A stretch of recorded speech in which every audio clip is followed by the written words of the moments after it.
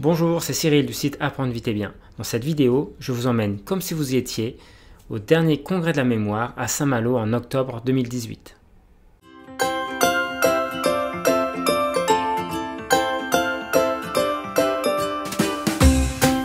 Comme je vous le disais dans l'introduction, je vous propose dans cette vidéo de vous amener visiter les coulisses du congrès de la mémoire 2018 à travers les replays qui ont été filmés à cette occasion. Avant de vous présenter des séquences de ces replays-là, je voudrais juste vous préciser qu'avec mes amis et co-organisateurs du congrès, on vous propose une offre très spéciale jusqu'à dimanche. Vous pouvez acheter l'ensemble des replays, il y a une dizaine d'heures environ d'enregistrement du dernier congrès de la mémoire. Vous pouvez acheter l'ensemble des replays à moitié prix avec le code promo qui se trouve sous la vidéo. Et on a également une deuxième offre encore plus exceptionnelle. Si vous achetez les replays en plein tarif, si vous achetez le replay plein tarif de l'édition 2018, on vous offre les replays des 2 années précédentes, donc le congrès de la mémoire 2017 et les replays du congrès de la mémoire 2016. Pour vous mettre un peu l'eau à la bouche, qu'est-ce qu'on a eu comme intervenant et comme prestation lors de l'édition 2018? On a eu la chance d'accueillir Olivier Lejeune, qui est un célèbre comédien, qui est un peu le monsieur mémoire du showbiz, qui est venu nous faire une prestation très intéressante et très vivante. On a eu également l'occasion d'accueillir Jean-Yves Ponce, qui est un célèbre blogueur, un spécialiste de la mémoire, qui a écrit plusieurs ouvrages qui font référence sur le sujet. On a également pu accueillir, lors de l'édition 2018 à Saint-Malo, Anaëlle Gombert, la créatrice de la méthode de Presto-Lecture, qui est une méthode de lecture efficace, de lecture rapide. On a également eu la présence d'Alain Simoni, qui est psychothérapeute et qui a animé un atelier sur la cohérence cardiaque. On a eu également la présence de Roland Portiche. Roland Portiche est documentariste, il a notamment produit les frères Bogdanov, et il est aussi l'auteur d'un livre sur les hypermnésiques et leur hypermémoire. Il a donc animé une conférence sur ce sujet-là, des hypermnésiques. On a également eu la présence d'André Picard, qui a animé une conférence très particulière, très intéressante et vraiment décalée sur le sujet de la mémoire, mais la mémoire dans le vivant. On a également eu la présence de Jeanne Dobriansky. Jeanne est une amie, elle est formatrice sur les outils de pensée visuelle comme le mind mapping, la facilitation graphique, et c'est aussi une spécialiste de la créativité des intelligences multiples. Et elle a animé lors de ce congrès de la mémoire 2018 un atelier spécifique sur les intelligences multiples. Et enfin, Jérôme Moirot, donc, qui fait partie des co-organisateurs, a animé un atelier très pratique sur les soft skills. Voilà, maintenant je vous emmène directement dans le congrès, au cœur du congrès, pour vous montrer un petit peu comment ça s'est passé.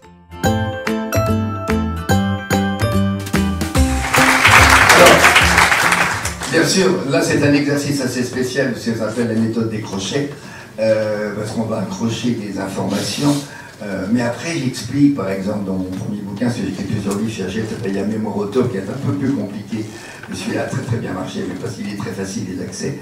Après j'explique comment apprendre des textes, comment apprendre des poèmes, des fables de La Fontaine, en 2 minutes. Un jour François a voulu me coincer avec ma fille qui avait à l'époque 9 ans.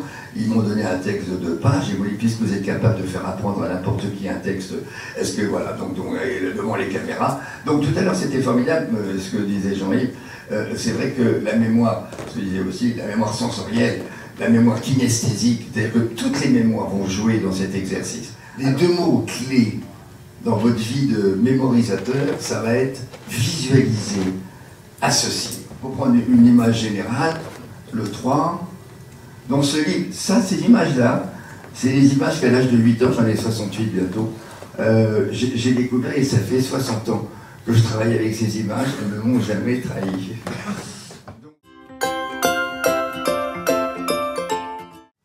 De temps à autre, je suis amené à prouver que ce que je dis marche, par exemple dans des plateaux télévision, où là, je devais mémoriser des empreintes digitales. Donc finalement, c'était une expérience intense, des conditions de stress en temps réel pour voir si je pouvais rester concentré. Je l'ai pris comme ça, comme un défi. Vous pouvez également utiliser la technique qu'utilise Christina Bengtsson, qui est championne suédoise de tir de précision. N'y a-t-il pas une activité qui est plus demandeuse en concentration que le tir de précision? Il n'y en a pas. La cible se trouve à plus de 100 mètres. Le moindre doute, la moindre respiration, le moindre manque de concentration, et vous tirez à côté. La différence entre le 9 et le cœur de la cible, c'est 2 mm.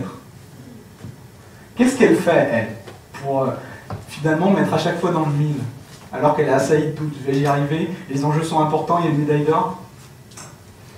Tout simplement, elle concentre son attention sur un objet neutre. Dans son cas, c'est une feuille morte qui tombe. Lorsqu'au lieu de laisser ses voix s'exprimer dans sa tête, elle se concentre sur cette feuille morte qui tombe, concentre toute son attention dessus, instantanément, ses émotions se calment.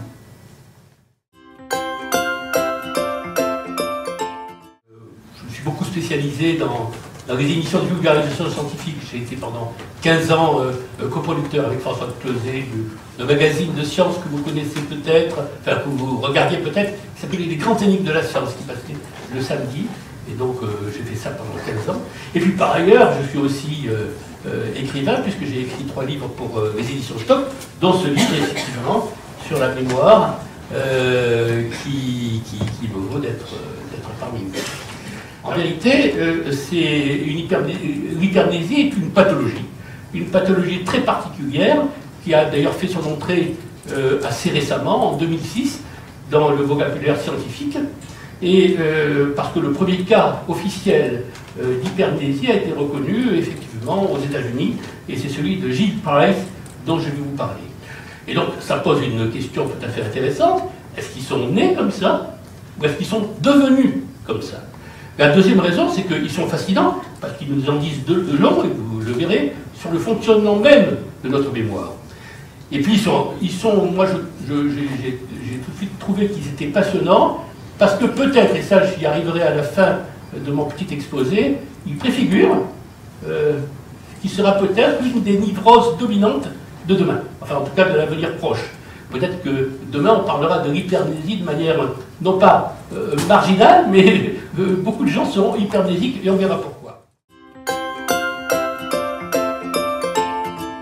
À travers cette heure là qu'on va passer ensemble, je vous propose d'abord de réfléchir, de se questionner sur la notion d'intelligence. Qu'est-ce qu'on met derrière ça, en fait? Qu'est-ce que ça vous évoque, vous, personnellement? Ensuite, de découvrir ces 8 formes d'intelligence telles que Howard Gardner, le psychologue à l'origine de la théorie, les a définies, avec des exemples concrets qu'on puisse vraiment sentir à quoi elles se rattachent. Et puis après, vous aurez un temps d'exploration en binôme pour essayer de sentir aussi comment ces intelligences-là se développent dans votre vie, comment elles ont évolué aussi au cours de votre vie. Souvent, quand je partage la théorie ou quand on fait des formations avec les enseignants pour sensibiliser les élèves à cette approche-là, on prend la métaphore du bouquet de fleurs, parce que donc, dans l'approche de Gardner, il y a 8 intelligences, et c'est un peu comme si chaque individu, en naissant au monde, on lui offrait un bouquet de 8 fleurs, avec les 8 formes d'intelligence. Et après, on pose la question aux enfants, à votre avis, le bouquet, à l'âge adulte, ou même quand on est enfant, adolescent, qu'est-ce qui devient ce bouquet? À quoi il ressemble?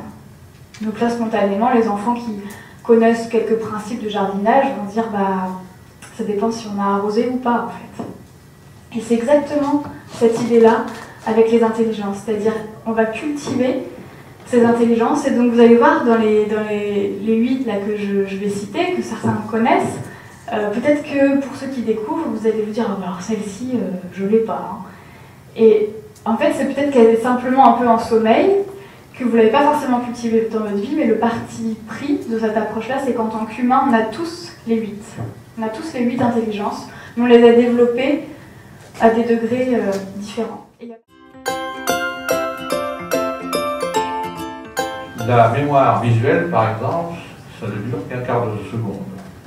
Même si on croit qu'on est visuel, en réalité, c'est parce qu'on fait du traitement à partir d'une entrée visuelle. La mémoire auditive, c'est 3 secondes. Au-delà de 3 secondes, c'est qu'on a fait subir à l'information un traitement à partir de notre entrée auditive. Et dans ce traitement, le verbal intervient d'ailleurs beaucoup. Nous, c'est 100 mètres par seconde. C'est pas encore énorme, hein, mais bon, c'est comme ça dans notre cerveau. Et là où l'influx passe, la plante se met à produire cette fameuse protéine de protection. Et non seulement ça, mais cette plante modifie son expression génétique.